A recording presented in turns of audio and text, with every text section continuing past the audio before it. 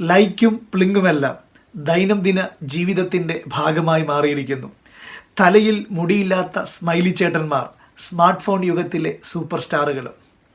ഇമോജികൾ ലോകത്തിൽ ഇന്ന് ഏറ്റവും വേഗത്തിൽ വളരുന്ന ഒരു ഭാഷയും കൂടിയാണ്. ജപ്പാനാണ് ഇമോജികളുടെ ജന്മദേശമെന്ന് വിക്കിപീഡിയ പറയുന്നു. ഇ എന്ന വാക്കിൻ്റെ അർത്ഥം പിക്ചർ എന്നും ഇമോജി എന്ന വാക്കിൻ്റെ അർത്ഥം ക്യാരക്ടർ എന്നുമാണ്. എന്തൊക്കെ പറഞ്ഞാലും സ്മാർട്ട് ഫോൺ യുഗത്തിൽ സോഷ്യൽ മീഡിയ വളർന്നതോടെ ഇമോജികൾ ഇൻ്റർനാഷണൽ ലെവലിൽ പോപ്പുലറായി കഴിഞ്ഞിരിക്കുന്നു. ഇത് ഉപയോഗിക്കുന്ന ചെറുപ്പക്കാർ പക്വതയില്ലാത്തവർ അഥവാ ഇമ്മച്വർ ആണെന്ന് സീനിയേഴ്സ് പറയുമ്പോൾ ഇതിവർക്ക് വഴങ്ങാത്തത് കൊണ്ടാണ്, ഇൻഫ്ലെക്സിബിൾ ആയതുകൊണ്ടാണെന്ന് ജൂനിയേഴ്സും പറയുന്നു.